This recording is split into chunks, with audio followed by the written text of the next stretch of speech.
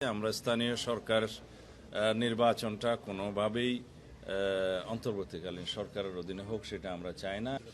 জাতীয় ঐকমত্য কমিশনের সাথেই আমাদের বর্তমান বৈঠক।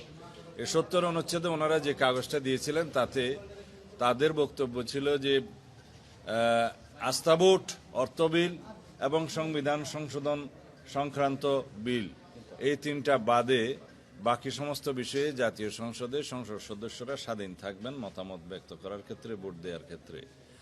কিন্তু আমাদের দলীয় অবস্থান থেকে আমরা এই তিনটা ছাড়াও আরও একটা বিষয় আমরা উল্লেখ করেছিলাম, সেটা হচ্ছে জাতীয় নিরাপত্তা সংশ্লিষ্ট যে কোনো বিষয়। কারণ রাষ্ট্রে যদি কোনো কারণে দুর্ভাগ্যক্রমে যুদ্ধ অবস্থা থাকে, অন্য রাষ্ট্রের সাথে যুদ্ধ হয়, তখন জাতীয় সংসদে অবশ্যই সেই বিষয়টি ঐকমত্যের ভিত্তিতে কোনো সিদ্ধান্ত নিতে হয়। এমনকি পৃথিবীর একটা ওয়াইড প্র্যাকটিস হচ্ছে এই সমস্ত ক্ষেত্রে যুদ্ধ পরিস্থিতির সময় শুধু সরকারি দল নয়, সমস্ত দলের, বিরোধী দলের সমস্ত প্রতিনিধি নেতৃবৃন্দদেরকে নিয়ে সরকারি উদ্যোগে সবার সাথে আলোচনা করেই সেই বিষয়ে সিদ্ধান্ত নিতে হয়।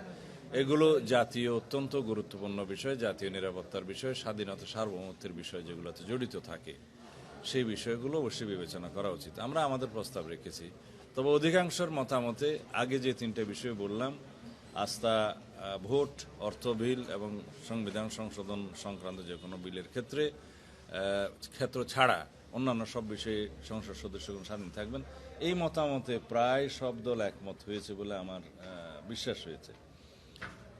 কেউ কেউ অবশ্য সংবিধান সংশোধনের বিলটা বাদ দিতে চান, সেটা বেশিরভাগ, সেটা কয়েকটা দলের। তো এই তিনটা বিষয়ে যদি ঐকমত্য হয়, আমরা আমাদের দলের পক্ষ থেকে এই বিষয়টায় হয়তো নোট অফ ডিসেন্ট দিয়ে জাতীয় নিরাপত্তার প্রশ্নটা আলাদাভাবে উপস্থাপন করব, আমাদের নির্বাচনী ম্যানিফেস্টোতে থাকবে। যেহেতু জাতীয় ঐকমত্য প্রতিষ্ঠিত হলে এই তিনটা বিষয়ে যেগুলো উল্লেখ করলাম সেখানে অবশ্যই আমরা সই করব, তবে আমাদের অবস্থানটা থাকবে জাতীয় নিরাপত্তা সংশ্লিষ্ট যে কোনো বিষয়ে যদি আমাদের দায়িত্ব আসে তখন সেটাও আমরা বিবেচনা করতে চাই।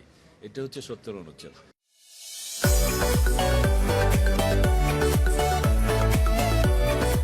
যে জাতীয় নিরাপত্তা সংশ্লিষ্ট যে কোনো বিল যদি রাষ্ট্রে কোনো সময় যুদ্ধাবস্থা হয়, অন্য কোনো রাষ্ট্রের সাথে যুদ্ধ পরিস্থিতির সৃষ্টি হয়, তখন অবশ্যই শুধু সরকারি দল নয়, বিরোধী দল সহ এবং যারা সংসদের বাইরে থাকে সেই সমস্ত দলের প্রধানদেরকেও ডেকে একটা ঐকমত্যের ভিত্তিতে জাতি সেই সমস্ত পরিস্থিতি মোকাবিলা করে। এটা ওয়ার্ল্ড প্র্যাকটিস, এখন সমস্ত দেশে আপনারা তাই দেখবেন যেখানে সমস্ত পরিস্থিতি আছে, সুতরাং এটা গণ্য করা উচিত। তো যদি জাতীয় ঐকমত্যের মধ্যে এখানে এই বিষয়